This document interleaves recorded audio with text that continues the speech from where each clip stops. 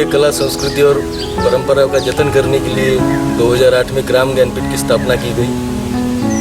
लोगों को पता ही है कि भारत में जहाँ जहाँ राजाश्रय मिला, कला संस्कृति और परंपराएं जो है फलीभूत हुई। उसी प्रकार से और उसी उद्देश्य को ध्यान में रखते हुए भाऊ साहब बुस्कुटे स्मृति लोकन्यास द्वारा 2008 से कारीगरी क्षेत्र में यह प्रकल्प प्रारंभ किया गया, जिसका नाम ग्राम ज्ञानपीठ रखा गया, जिसके अंतर्गत सर्वप्रथम कारीगरी का क्षेत्र बांस होने की वजह से और यहाँ विपुल मात्रा में बांस होने की वजह से इस प्रकल्प की शुरुआत जो है बांस कारीगर और बांस कारीगरों को समर्पित की गई।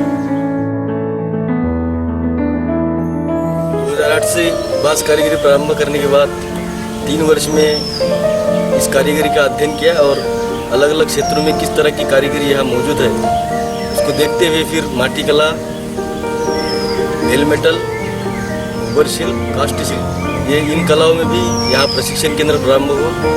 यहाँ के लोगों को रोजगार देते देते ये लोग अन्य राज्यों में भी अपना स्थान बनाने लगे और इस तरह से 26 राज्यों में और होशंगाबाद सुविधा केंद्र भाऊ साहब बुस्कुटे स्मृति लोकन्यास के अंतर्गत संचालित है।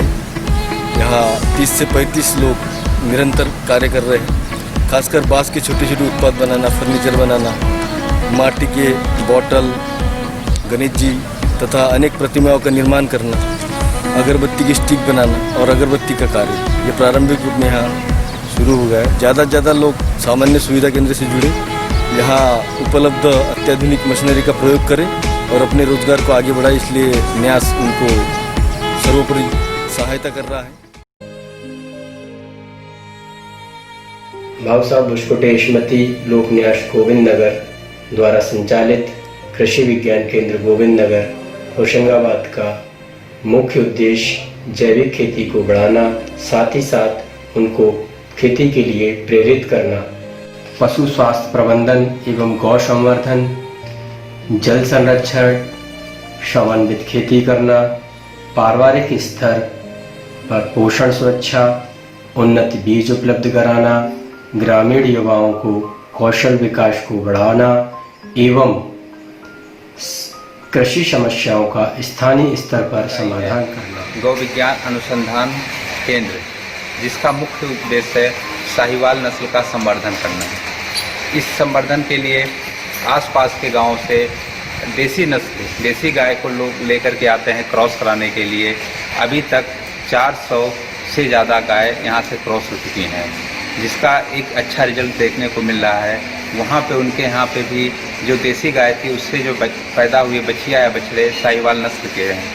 हमने नस्ल संवर्धन के लिए यहाँ से 12 नंदी को विभिन्न गाँव में किसानों तक को मुफ्त में दिए हैं, जिससे क्रॉस होने के बाद वहाँ की जो देसी गाय थी हमारे यहाँ की साहिवाल नंदी से क्रॉस होने के बाद एक अच्छी नस्ल की बछिया या बछड़े देखने को मिल रहे हैं।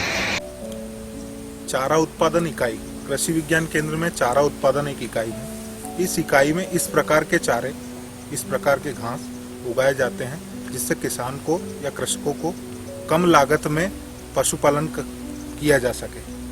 चारा उत्पादन इकाई में आप देख रहे होंगे ये गन्ना ग्रास है, एक बहुवर्षीय ग्रास है। इससे हमारे पास या हमारे कृषि विज्ञान केंद्र गोविंद नगर में 6 प्रकार के बहुवर्षीय ग्रास है, जिनको एक बार लगाने के बाद कई वर्षों तक। विज्ञान केंद्र में एक इकाई एजोला उत्पादन इकाई। एजोला क्या होता है, संक्षिप्त में मैं आपको जानकारी देता हूँ। एजोला एक जलीय फर्न है। इसके प्रमुख 2 उपयोग हैं।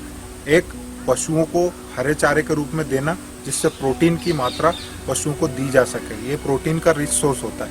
दूसरा, इसका उपयोग धान के खेतों में इसका उपयोग करना, जिससे ये वायुमंडलीय नाइट्रोजन का स्थिरीकरण करके धान के पौधे को उत्पादन की इकाई। जैसे आप देखते होंगे केचुए समस्त प्रकार के वेस्टेज को खा के एक अच्छी खाद का निर्माण करते हैं, तो ये खाद खेतों में डालने के उपयोग में आती है।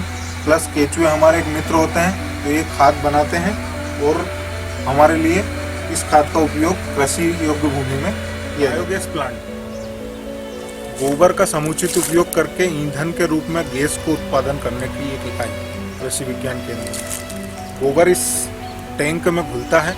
इस टैंक में घुलने के बाद गोबर चला जाता है इस टैंक में, उसका बाल्ब रहता है, बाल्ब को खोल दिया जाता है और इस टैंक में चला जाता है। गोबर में जितनी गैस रहती है इस टैंक में ऊपर आकर इकट्ठी हो जाती है और जो वेस्टेज गोबर होता है उस वाल्व के माध्यम से, नाली के माध्यम से स्लरी पिट गड्ढों में चला जाता है, जिसका खाद बनाने में उपयोग किया जा सकता है। ईंधन के लिए जो गैस आती है वो गैस इस टैंक में इकट्ठी हो जाती है। बायोगैस से उत्पादित गैस का उपयोग जनरेटर के माध्यम से बिजली उत्पन्न करने में किया जाता है, जिसके माध्यम से पूरी परिसर या कृषि विज्ञान केंद्र परिसर की लाइट चलाई जा सकती है, पंखे चलते कृषि हैं। विज्ञान केंद्र की एक इकाई शेडनेट है, जिसे हम छायागृह भी कहते हैं, और ये अलग अलग माप में आते हैं, जैसे 35%, 50%, 75% छाया का। ये हमारा 50% छाया वाला छायागृह है और ये 100 स्क्वायर मीटर का है, 10 बाय 10 का। तो इस छोटा है तो इसमें हम नर्सरी का प्रयोग कर रहे हैं। आप देख रहे हैं विभिन्न प्रकार की प्रोट्रे में नर्सरी लगी हुई है, हमने मिट्टी में भी नर्सरी लगाई हुई है। इसका मुख्य फ़ायदा ये है कि जैसे हम देखते हैं बाहर धूप ज़्यादा होती है, इसके अंदर धूप कम लगती है, और ठंड के मौसम में यदि पाला पड़ने की संभावना होती है खुले खेत में, तो इसमें ठंडी हवाएं भी कम आ पाती हैं, तो पाला भी नहीं पड़ता। तो गर्मी में गर्मी से बचाता है और ठंड में अधिक ठंड से बचाता है। इसमें दोनों तरह के फायदे हैं।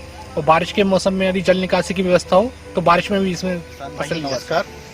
कृषि विज्ञान केंद्र गोविंद नगर में एक छोटा सा एक मॉडल बनाने का प्रयास किया गया है, जिसमें जो हमारे सीमांत और छोटे किसान हैं जिनके पास बहुत कम ज़मीन होती है, वो कम स्पेस में, कम स्थान में कैसे साल भर कुछ ना कुछ आमदनी प्राप्त करने के लिए और अपनी घर की ज़रूरत प्राप्त पूरी करने के लिए किस प्रकार से अपनी मुख्य फील्ड क्रॉप जैसे कि अपनी अरहर है और उसमें अंतर्वर्ती फसल के रूप में सब्जियां हैं, हल्दी है, कुछ फूल वगैरह हैं, कैसे उगा सकते हैं।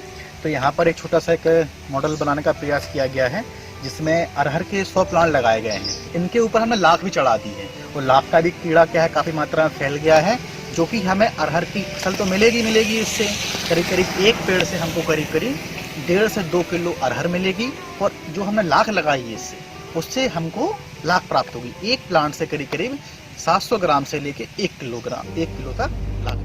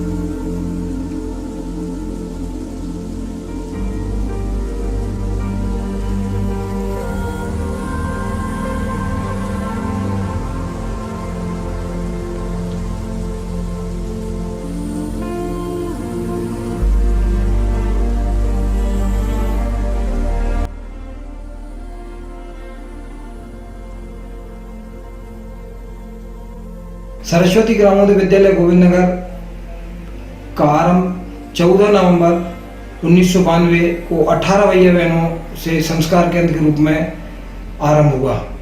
1993 में कक्षा प्रथम से लेकर चतुर्थ तक 93 संख्या भैया बहनों की थी। वर्तमान में कक्षा द्वादशी प्रथम से द्वादशी तक 908 भैया बहन 23 ग्रामों से अध्ययनरत हैं। विद्यालय में ग्रामीण भैया बहनों को अध्ययन कराने हेतु एक गणित लैब है, जो संभवतः मध्य प्रदेश में पहली गणित लैब होगी, जिसमें भैया बहन गणित के प्रयोग बड़े आसान और सरल तरीके से समझ रहे हैं। दूसरी अंग्रेजी विषय की लैब जो प्राथमिक विभाग में भी है और इधर हायर सेकेंडरी स्कूल में भी है। इसके साथ ही विद्यालय द्वारा प्रतिवर्ष आपका विद्यालय आपके द्वार के अंतर्गत 10 ग्रामों में विद्यालय से आचार्य जाते हैं और वहाँ के और अपने विद्यालय के भैया बहनों को अतिरिक्त कोचिंग परीक्षा की तैयारी दृष्टि से कराते हैं। जिस सत्र 19-20 में विद्यालय में कक्षा 10वीं की बोर्ड परीक्षा में मध्य प्रदेश में विद्यालय की 2 बहनों सोनम पटेल ने द्वितीय स्थान एवं बहन भारती लोबंसी ने चतुर्थ स्थान प्राप्त कर मध्य प्रदेश की प्रवीणता सूची में स्थान बनाया। कक्षा 12वीं में विद्यालय का परीक्षाफल 100% रहा, जिसमें कृषि विभाग के कृषि संकाय के भैया सिद्धार्थ ने जिले में प्रथम स्थान प्राप्त किया।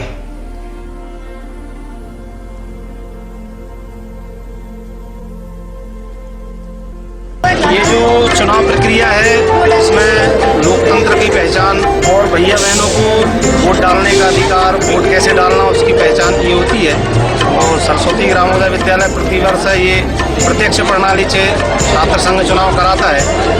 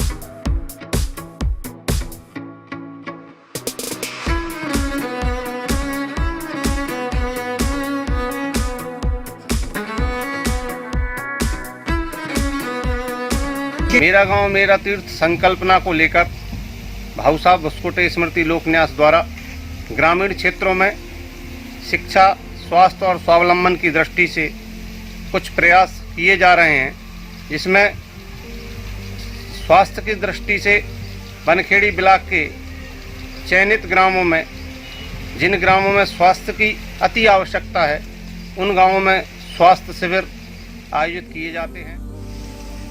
मेरा गांव मेरा तीर्थ के अंतर्गत जल संरक्षण का कार्य किया जा रहा है। शुरुआती वर्षों में लोगों का रुझान कम था, काफ़ी लोगों से बातचीत की गई आसपास के ग्रामीण क्षेत्रों में।